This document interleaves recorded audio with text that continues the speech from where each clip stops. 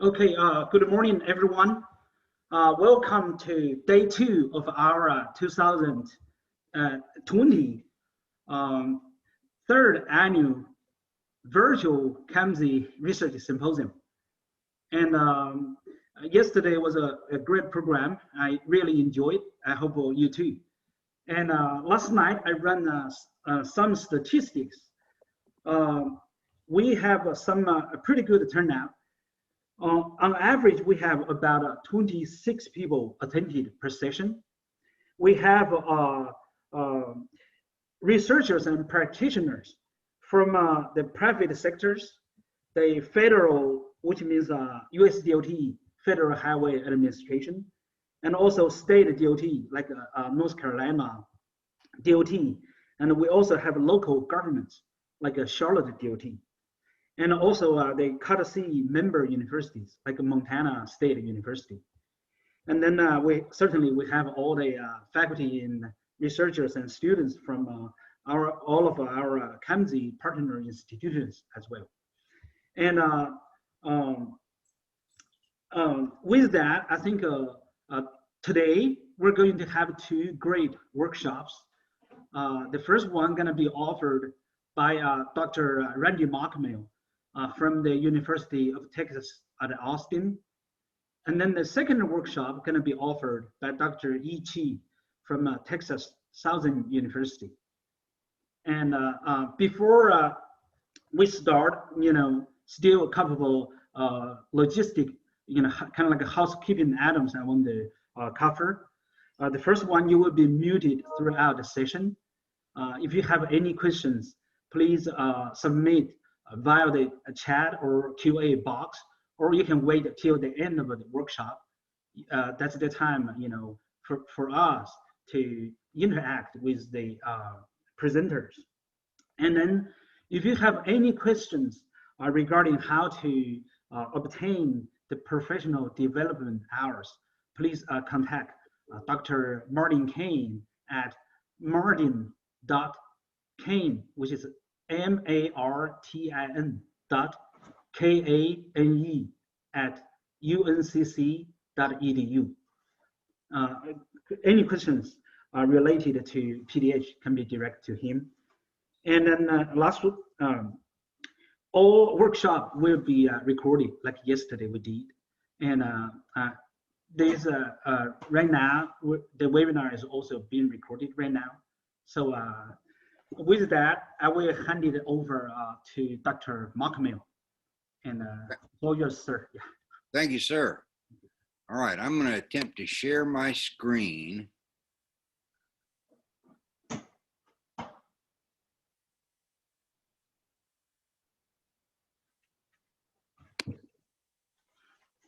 Maybe.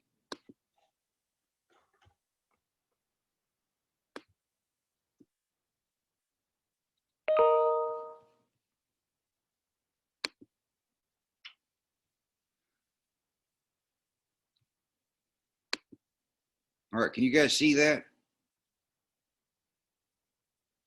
Wei, can you see that? Yes, I do. Yes? Yes. All right. How about now?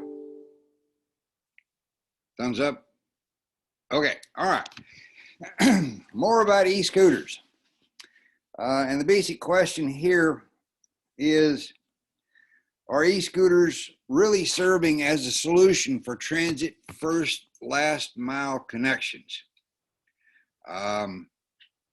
We asked that question a number of months back and began to pursue an answer, and we ran into a lot of difficulties. The research team, the lady who's really done most of this work is Natalia Zuniga Garcia, and this is a piece of work from her dissertation.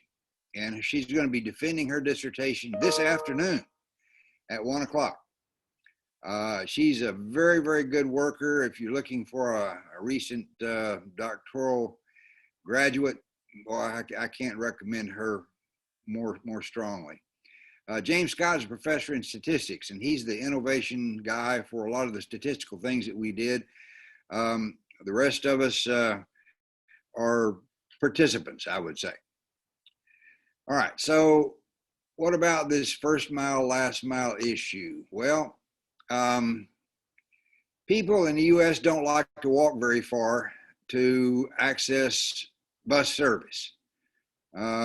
We have a lot of data that indicates that something like the 85th or 90th percentile of walking distance for bus riders is actually a quarter mile or less. That doesn't mean everybody walks a quarter mile. It means that most people walk a lot less than a quarter mile. So if you take that and apply it to developing sort of coverage areas for bus routes, it says that well, the coverage area around a bus stop or a bus route is really only about 3 blocks, about 1,300 feet. And again, I emphasize that actually it's a lot less for most riders, because if this is the 85th percentile, then most people walk a lot less than a quarter mile. So people don't like to walk very far. Well,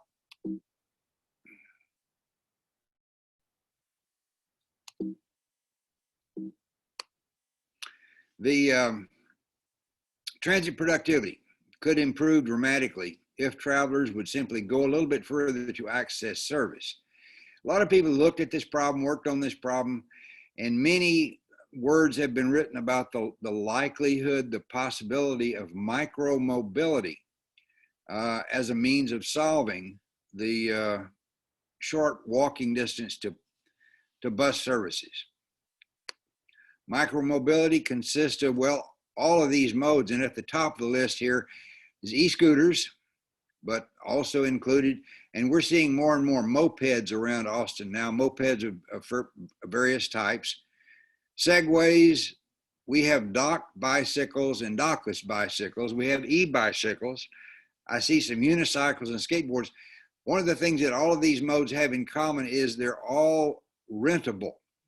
One can rent these things for a very modest cost, and that means a lot of flexibility in terms of traveling from point of origin to bus stop. It doesn't mean, it means, well, in fact, more about that in a moment, but e-scooter users typically sort of drop the e-scooter wherever is convenient for them. They don't really worry very much about finding parking places, much to the chagrin of the university. At any rate, micromobility has been proposed as a way of allowing people to travel further from point of origin to gain access to public transportation service. And we have a lot of e-scooters in Austin. In fact, e-scooters have grown in popularity very, very, very rapidly from a beginning of about 3 years ago in Santa Monica, California. Within less than a year, e-scooter rentals like these were operating in 65 United States cities. And in Austin, I think I shared these with you yesterday, at the peak in March of 2020, we had well over 15,000 e-scooters available for rent. These are dockless e-scooters. These guys are placed by the vendor on street corners, and the center of e-scooter activity really is the UT campus. And under normal conditions, UT campus has about 75,000 people, about over 50,000 students. The rest are faculty, staff, and other folks. And a very large fraction of those are young folks. We'll talk a little bit more about the age of the typical e-scooter user, but we have a very large number of e-scooters. And again, there has been quite a bit written about the possibility of e-scooters being a convenient way of people getting from point of origin to bus stops. And so we have a fairly nice public transportation system. It's going to grow very rapidly in the near future. And we have lots of e-scooters. And so we hypothesize, well, there should be a relationship between e-scooters and public transportation. And so we set out to test that hypothesis. And we were able to obtain some, what appear, well, I guess it is excellent data. We got descriptions of almost 2 million e-scooter trips provided by vendors. We got records from Capital Metro's open data source system for 9 million transit trips. And our hypothesis was we ought to be able to see increases in the number of transit trip origins for numbers of e-scooter trips by zone. And so our first attempt was, I like to use scatter plots. And so the first things that we did were look at scatter plots of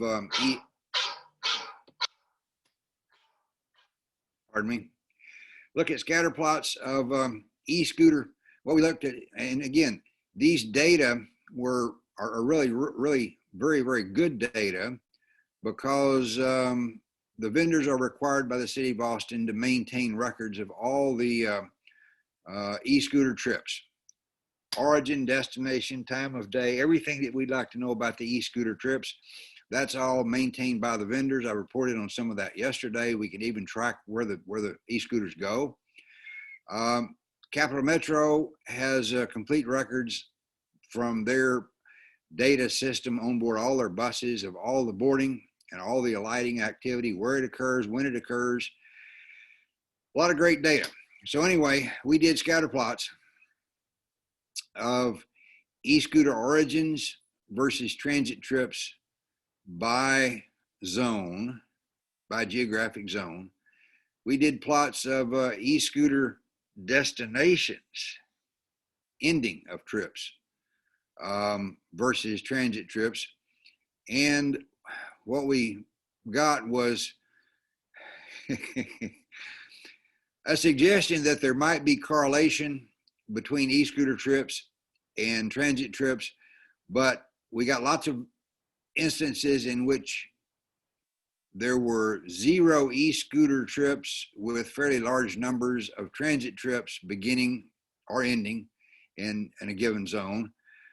We got the reverse as well. We got zones where we had lots of e-scooter trips and no transit trips.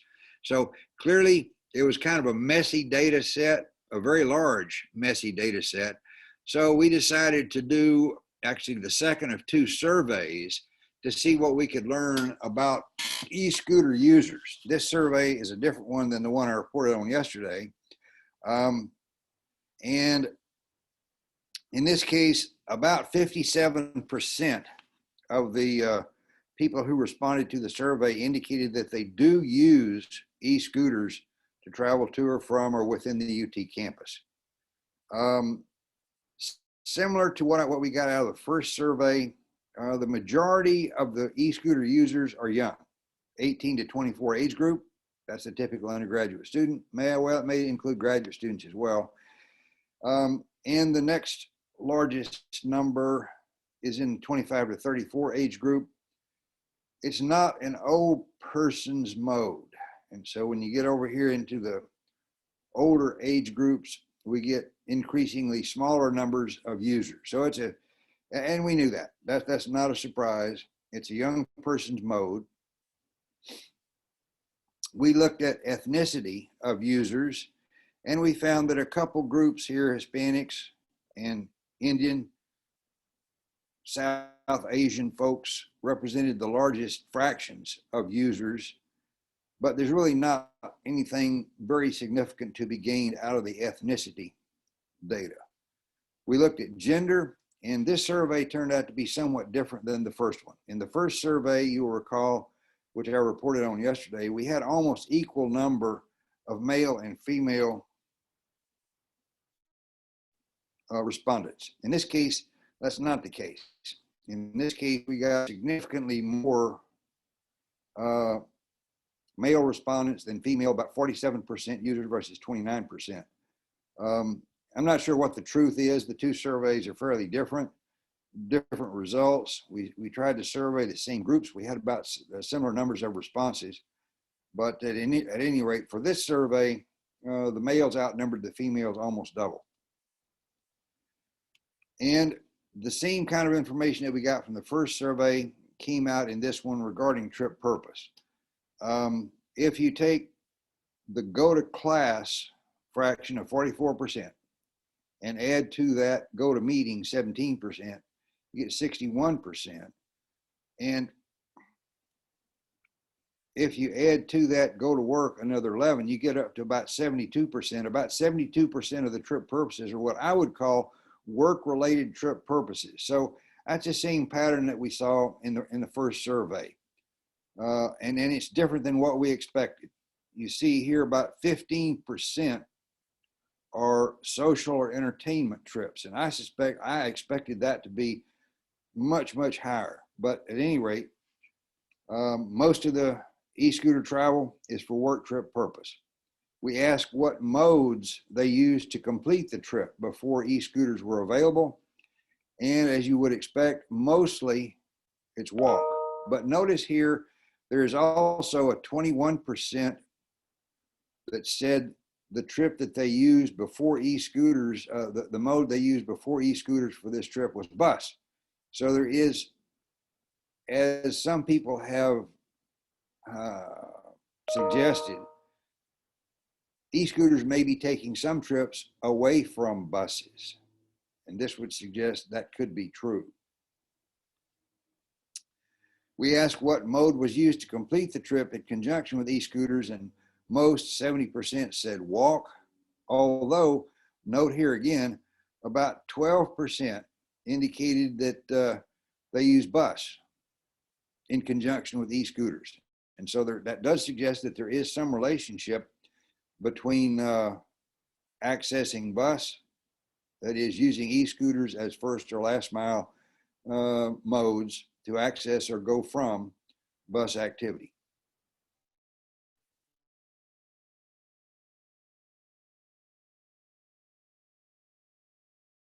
Scooter require all the e-scooter vendors to record trip data, and they provide detailed trip data that allows us to know exactly where e-scooter trips begin and where e-scooter trips end.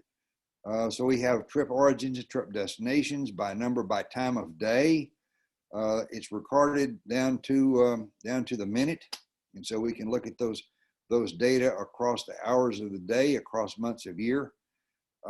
We chose we looked at the e-scooter data over several, as long as the e-scooter data went back, which was beginning in late 2017. And we picked an almost constant e-scooter demand time from the 1st of July to the 31st of December, 2018. And during that time, in our data set, we had about a little over 2 million e-scooter trips.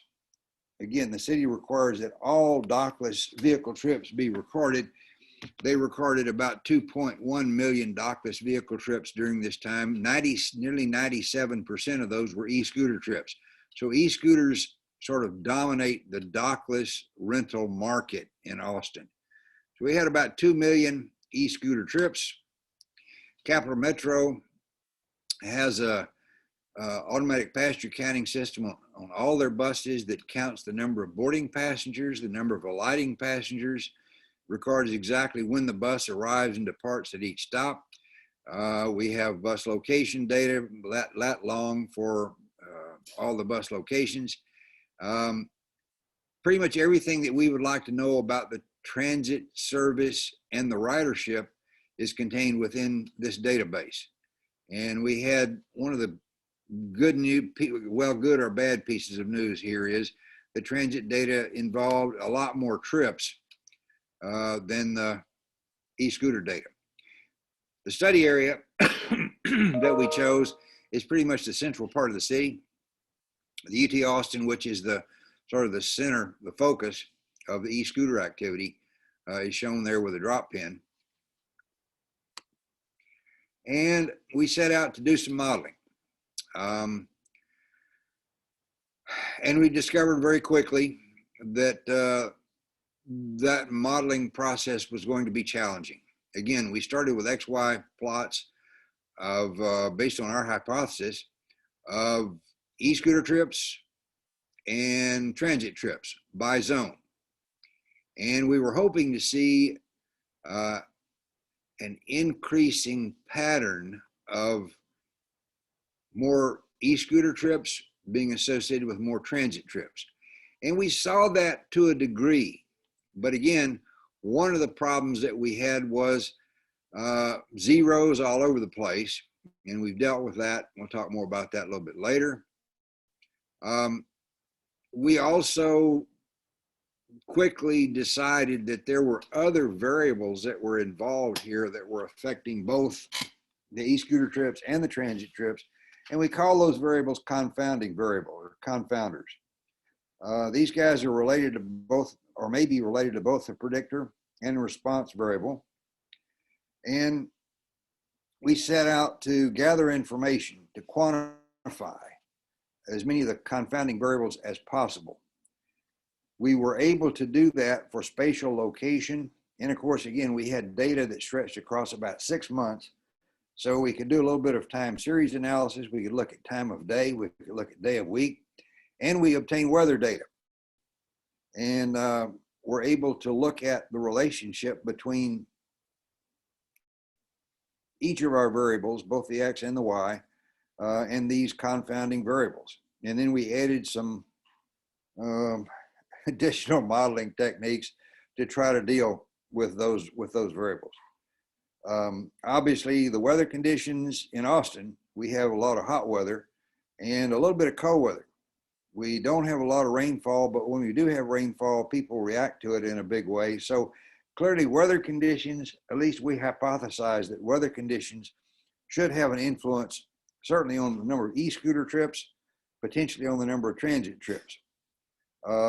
We know that the travel times across hours of the day vary, and the amount of travel that occurs on weekdays as compared to weekends is also different. So anyway, we had all of these we had data for these confounding variables. Obviously, we'd like to have more data for more potentially confounding variables, but the only confounding variables that we can investigate are those that we can quantify. And so we were able to quantify these. We developed a we evolved into a methodological framework. As I say, we tried many things. We started with XY scatter plots, and we started with ordinary least squares estimation. And the models that we were able to develop were really not very good at all.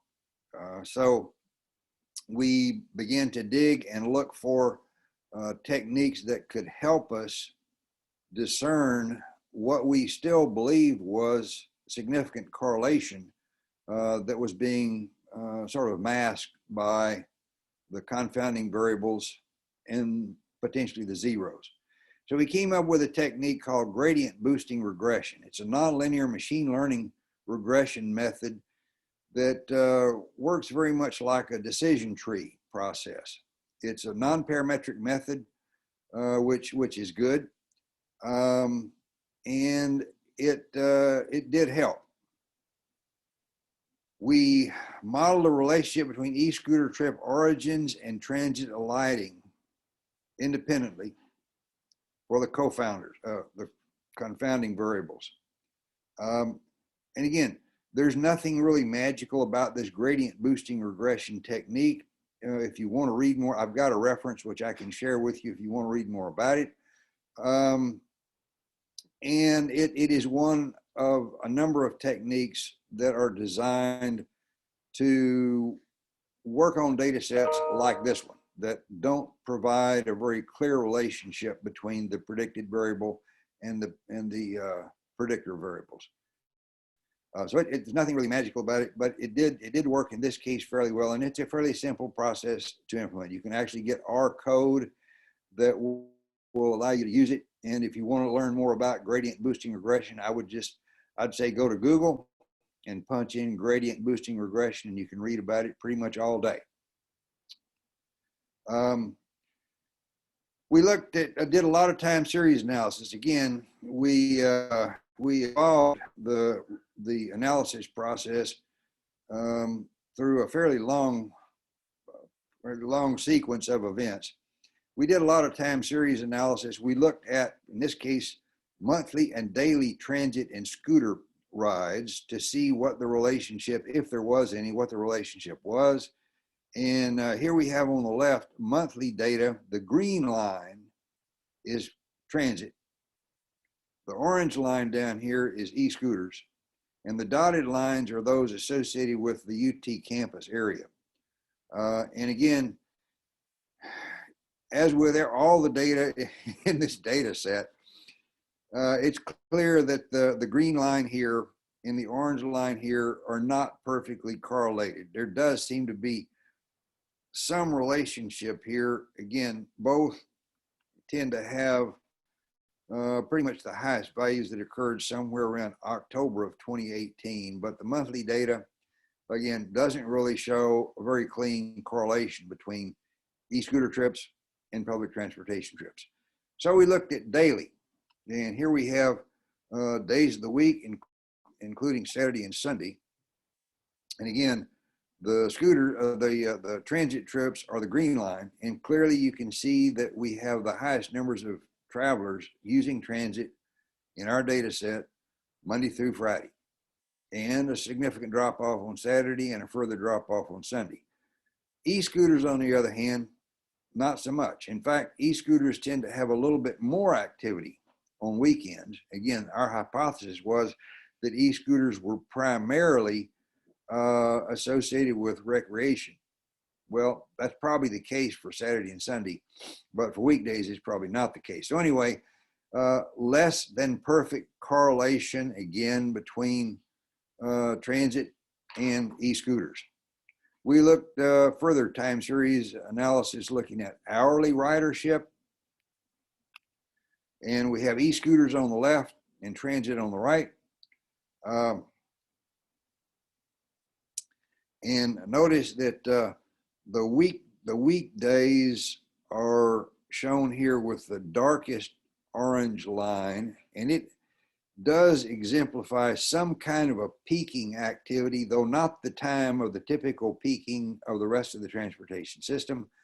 Weekends, on the other hand, are the slightly less dark line here, and there's a really kind of a very smooth kind of peaking action. Transit, on the other hand, has the typical conventional AM peak hour, PM peak hour, with a drop off during the day. The typical kind of activity that we see in most of the transportation network. But e-scooters are different. Again, there is some relationship. This curve has a pattern that is sort of similar to this curve, and that's both weekday. So there is a suggestion of a correlation here, but again, just like everything else with this data set, it's not intuitively obvious. We did everything in terms of geographic areas. We used the traffic zone system for the city of Austin, and we looked at average transit trips, weekday left and weekend right. And so for transit, this is the pattern. The brighter colors here indicate more transit trips. And so again, when you look at the study area here, the most active area is the downtown area. And this is, of course, the UT campus area.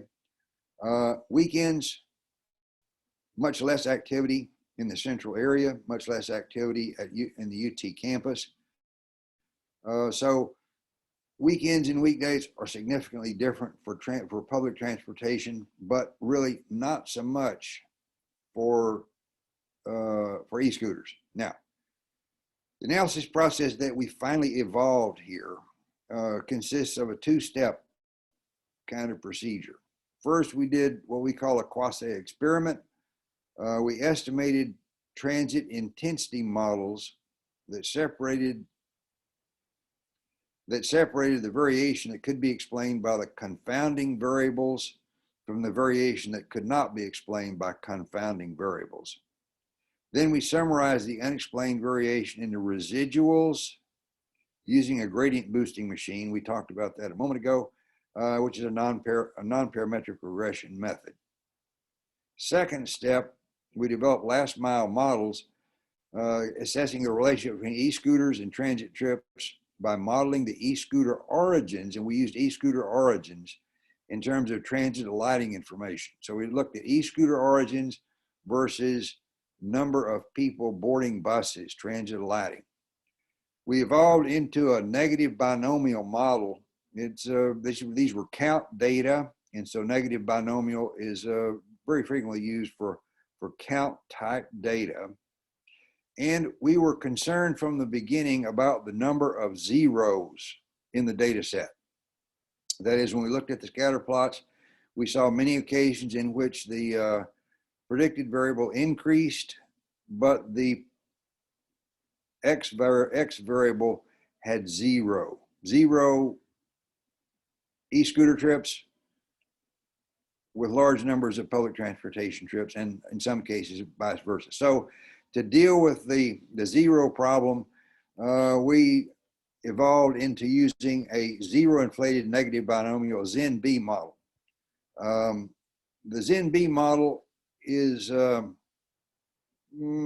not universally loved by statisticians. I read a couple papers where statisticians said people like us tend to overuse the Zen-B model, and there are other ways, of course, that one can deal with zero values, but we chose this one, and we can talk more about that. Again, if you're interested in zero inflated negative binomial models, I have a reference which I'll share with you, or if you wish to read more about it. And this is really a fairly common problem for socioeconomic and public transportation kind of data. Zeros are a common problem. And so this is a way of dealing with it. And again, you can punch zero inflated negative binomial into Google and pretty much read about this concept as long as you wish.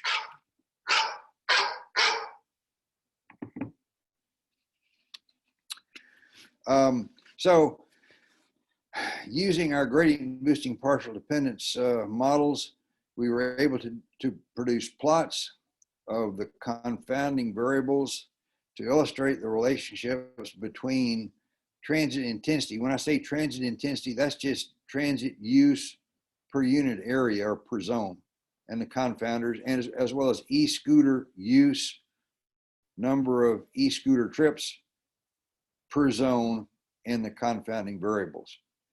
And again, similar to what I showed you earlier, you can sort of see a relationship here. This is time of day versus trips per unit area for transit on the left and e-scooters on the right. So this is transit, and this is e-scooters. Well, the scales are obviously not the same because the number of transit trips that we had, generally speaking, was an order of magnitude or more greater than the number of e-scooter trips. And again, you can sort of see a relationship here. The bright red line here is that associated with UT Austin, as is over here. And there is a bit of a pattern here, but it's not a very uniform pattern at all. And again, it leaves you wondering whether or not these things are really related or not. Again, this is the effect of hour of day on transit, the effect of hour of day on e-scooters. And again, there's a relationship there. All these other lines represent other geographic areas. The green line represents a primary housing area west of UT campus called West Campus. Lots and lots of e-scooters over there. Not so much transit service over there. And so you actually see more of an e-scooter pattern there than you do transit. Here's, again, time series analysis looking at day of week versus intensity, which is number of trips per unit area, with transit on the left and e-scooters on the right.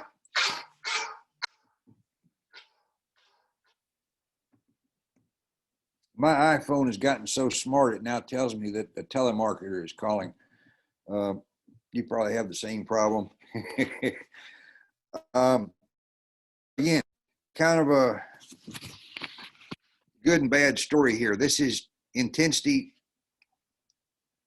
versus day of week, transit on the left, e-scooters on the right, and both transit and scooters tend to have more trips per unit area made on the weekdays than on weekends. That much is similar. But when you look at the Saturday and Sunday for transit on the left and compare it to e-scooters on the right, you see that the transit, and we saw this earlier, number of transit trips decreases much more dramatically than the number of e-scooter trips. And we hypothesized that because Austin is so hot much of the year, that we would see a significant impact on e-scooter trips of ambient air temperature. And here we have e-scooters on the right, and you sort of see that when the temperatures are cool. These are temperatures in degrees Fahrenheit. When the temperatures are 25, 30, 35, 40 degrees, there is a significant decrease in the number of e-scooter trips. On the other hand, for higher temperatures, you get up above 85 degrees, again, there's a decrease. But you look at public transportation, not so much effect, almost a straight line. So again, this confounding variable is related to e-scooters, not so much related to public transportation.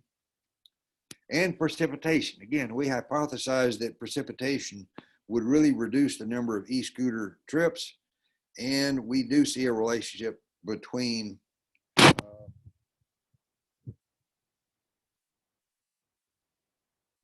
again, on the left side, not so much for transit, a little bit of an effect, not a great effect. So the confounding variables do have an impact, but it's really somewhat difficult to discern exactly what that impact is. We did our best with the procedures that we use to try to take out the impact of the confounding variables. And here is the results from the negative binomial model.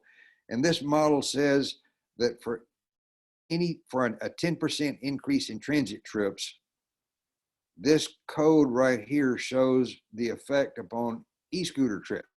And so it says in the central portion of the city, around the UT campus area, for a 10% increase in the number of transit trips, we get about a 2.5% increase in e-scooter trips. So 10% increase in transit trips, about a 2.5% increase.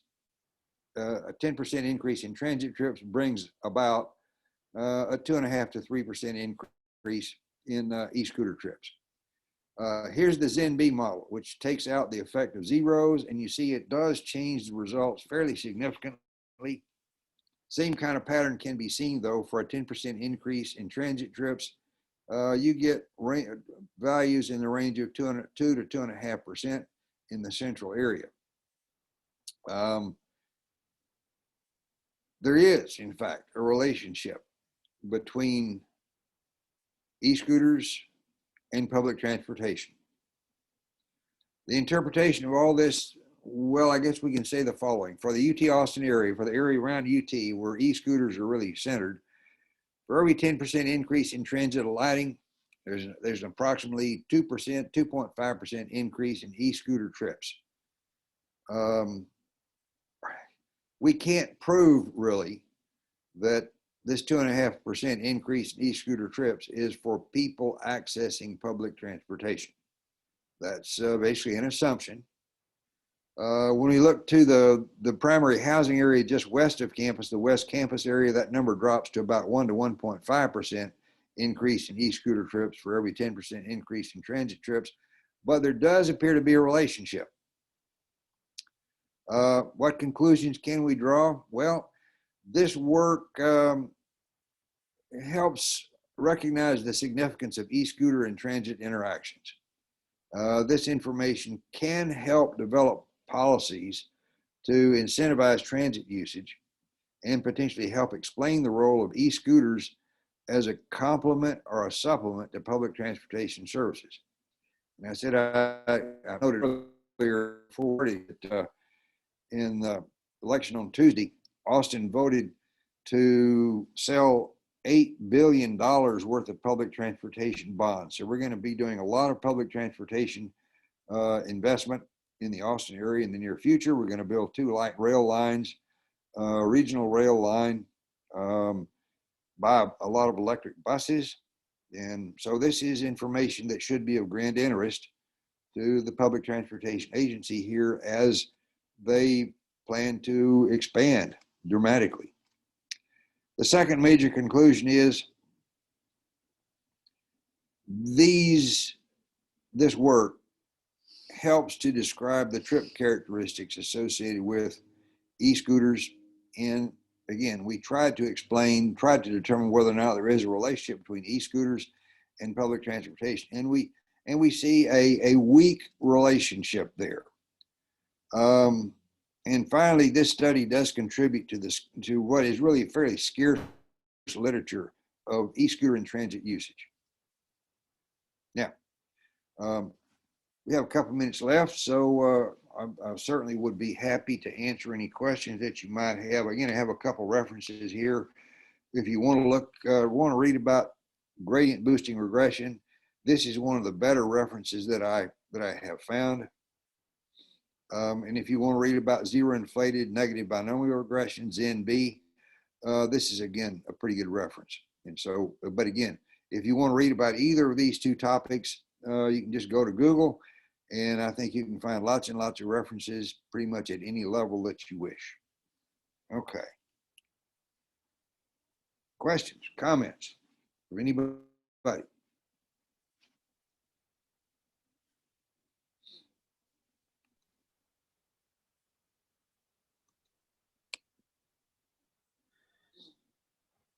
Thank you, Dr. Machemehl. Yes, sir. Any questions?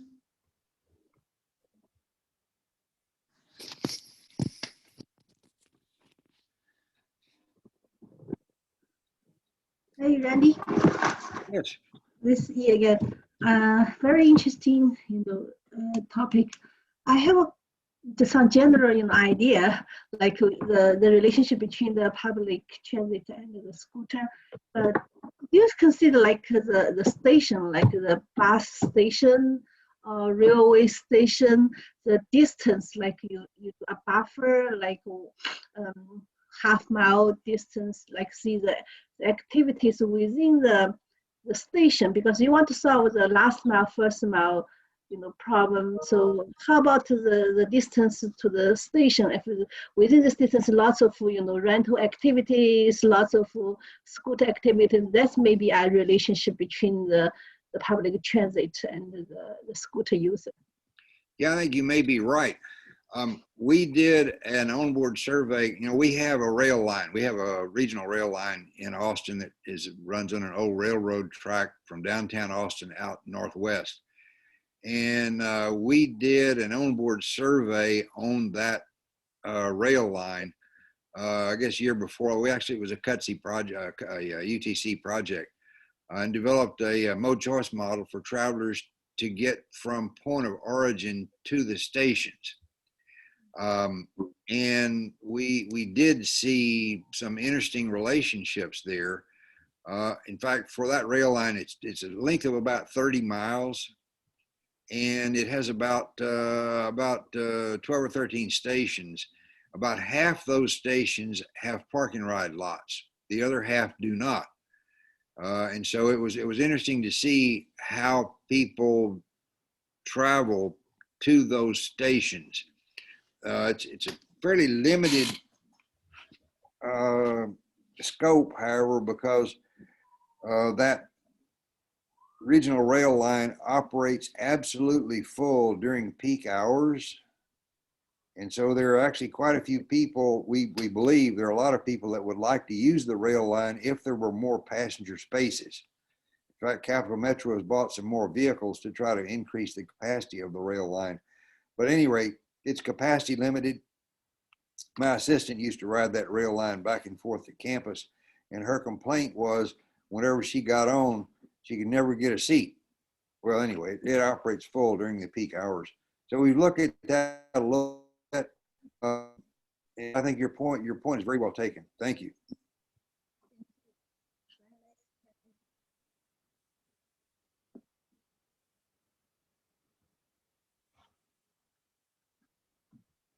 Any other questions?